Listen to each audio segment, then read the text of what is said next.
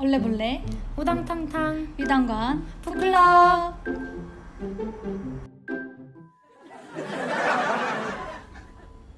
네, 저희가 오늘 소개할 책은 보건교사 아는 영으로 유명한 정세랑 작가의 2016년 작품인 피프티 피플입니다. 뚜렷한 줄거리를 소개하기는 어렵지만 전반적으로 삶과 죽음의 경계, 그리고 그 경계를 마주한 사람들에 대한 이야기라고 설명할 수 있을 것 같습니다. 슬기로운 의사생활이 삶과 죽음의 경계를 인류에 가득한 시선으로 따뜻하고 긍정적으로 바라본다면 이 책은 같은 내용을 조금 현실적이고 건조한 눈빛으로 바라보고 있는데요. 그래서 슬기로운 의사생활의 매운맛이라고 소개할 수 있을 것 같아요. 네, 호랑씨가 이 책의 특징을 간략하게 설명해주세요. 네, 아까 앞에서 뚜렷한 줄거리를 소개하기 어렵다고 했던 건 바로 이 책의 특징 때문입니다.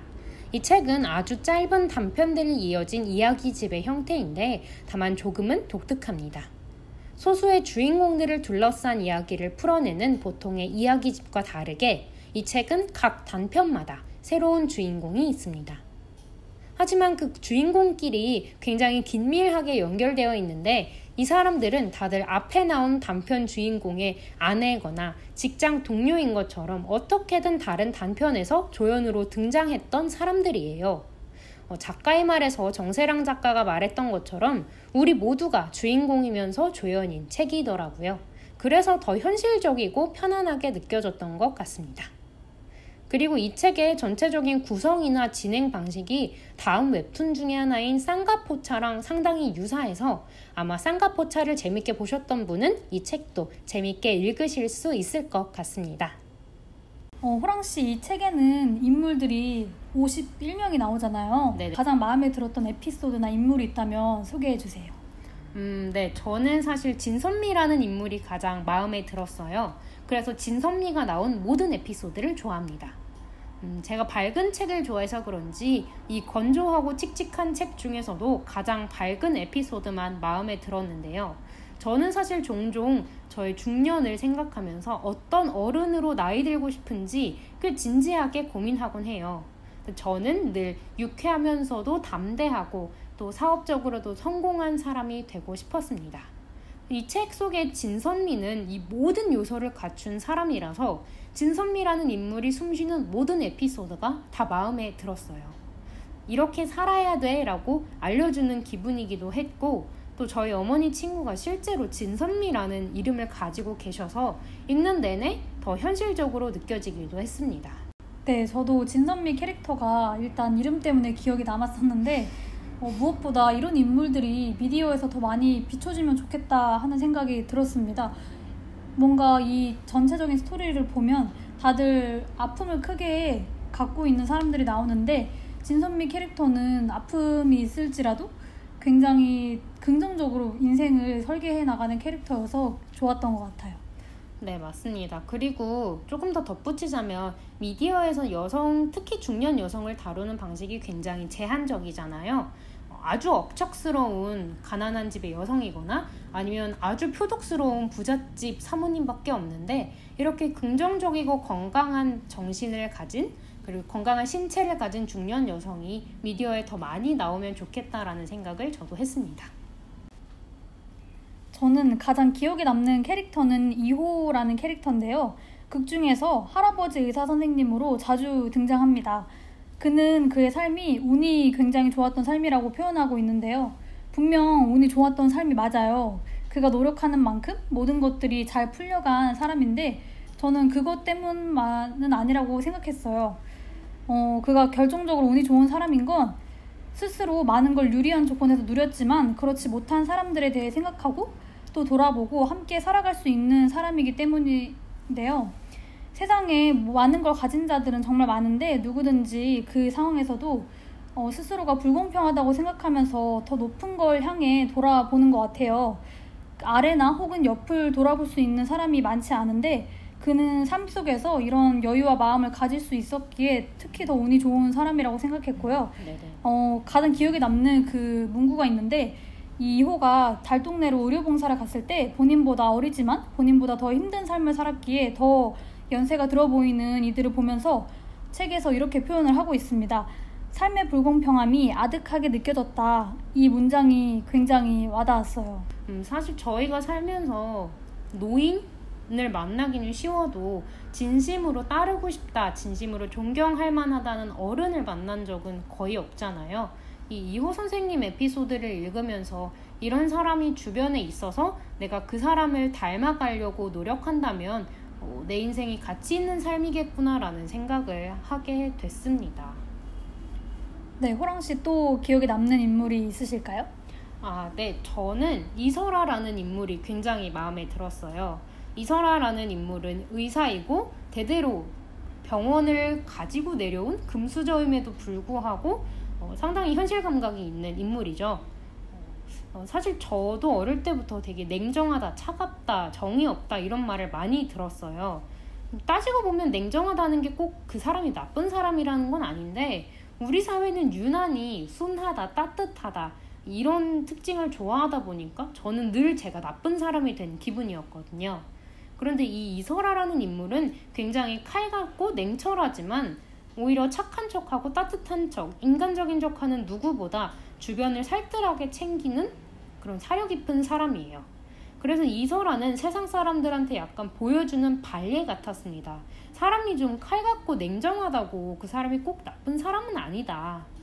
이설아의 모든 이 행적들을 보면서 저의 20몇 년간의 억울함이 터져나왔기 때문에 저는 더 인상 깊었어요. 네, 저도 이설아 캐릭터의 성격이 앞에서는 좀 차가운 것 같아 보여도 오히려 더 많은 사람들을 포용하고 있다는 점이 좋았는데 특히 처음에 제일 인상 깊었던 부분은 그 선배 의사들한테 이제 약간 사이다로 멘트를 던지는 부분이 좋았습니다.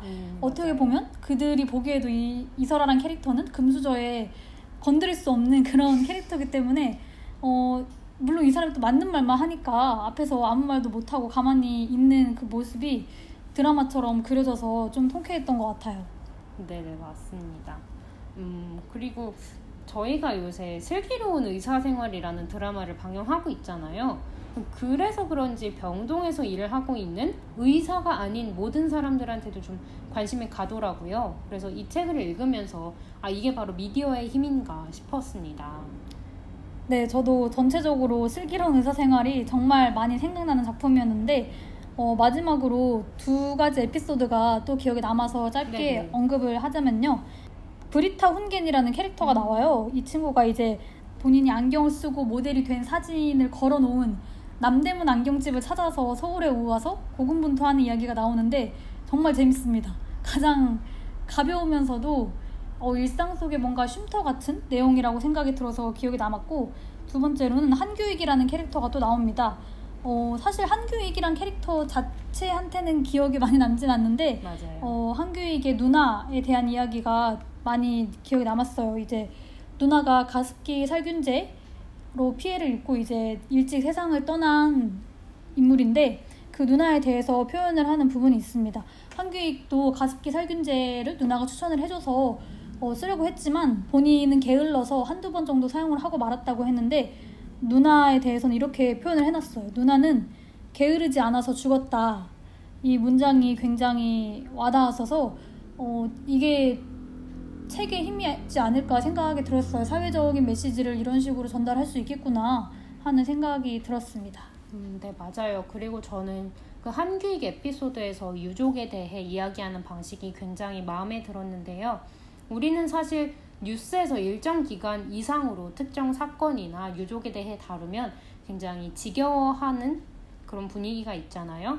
그런데 이 책을 보면서 유족들이 그 사건을 잊는 것은 결코 쉽지 않겠구나. 그리고 우리는 어쩌면 이 사람들에게 필요한 만큼의 관심을 주지 않았던 건 아닌가? 우리는 그냥 듣기 불편하다는 이유로 그 모든 개선해야 할 점을 그냥 덮고 넘어온 건 아닌가라는 생각이 들어서 굉장히 반성을 하게 되었습니다. 네, 그러면 만약에 이 피프티 피플이라는 책을 다른 사람들에게 추천할 수 있다면 어떤 사람들에게 추천하고 싶으신가요? 저는 사람을 좋아하는 사람들에게 추천하고 싶어요. 제가 일단 사람들을 너무 좋아하기도 하는데 그래서 더 이 책이 엄청 재밌었거든요.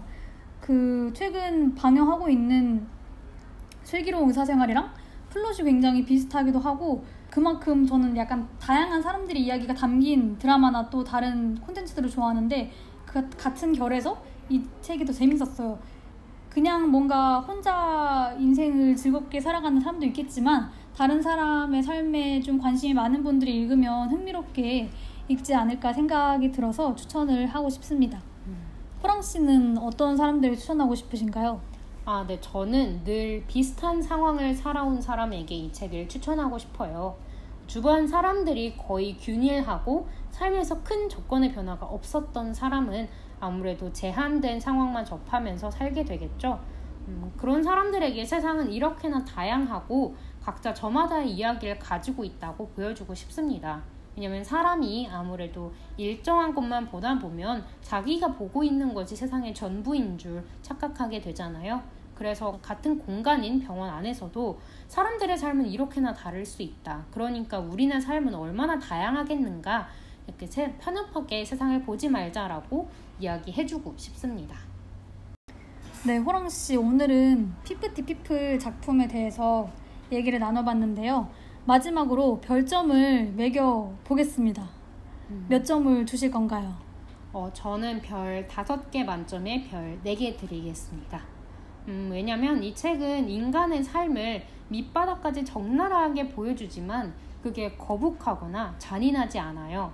자칫하면 가난 포르노로 이어질 수도 있는데 그렇지 않고 적당히 온건한 시선을 유지하면서 이 50명이 되는 인물 간의 균형을 잘 맞췄다는 점에서 마음에 들었습니다. 그래서 저는 별 4개 드리고 싶어요. 양파씨는 어떠셨나요? 저는 5점 만점에 5.5점을 드리고 싶은데 5점 만점이니까 5점을 드릴게요. 일단 중심과 주변이 나뉘지 않은 그 경계 없이 모든 인물들이 이야기가 나온 점이 너무 좋았고 읽을수록 왜 이 51명들의 이야기를 하고 있을까? 궁금해하면서 계속 읽었거든요. 근데 그 마지막 챕터에서 정답이 나왔어요. 마지막에 엄청나게 큰 맞아요. 반전이 너무 와닿아서 진짜 이런 말씀은 좀 그렇지만 쩐다 생각할 정도로 너무 좋았어서 5점을 드리고 싶습니다. 네, 마지막 대반전 파트를 읽으면서 저는 약간 엑시트가 떠오르기도 했어요. 네, 저도요. 네, 스포가 될 수 있어서 여기까지만 이야기를 하도록 하겠습니다. 네. 그러면 오늘 저희는 정세랑 작가의 피프티 피플에 대해서 이야기를 나눠봤고요. 다음 시간에 저희는 더 재밌고 유익한 책으로 돌아오도록 하겠습니다. 그럼 지금까지 얼레벌레 우당탕탕 위단간 북클럽이었습니다.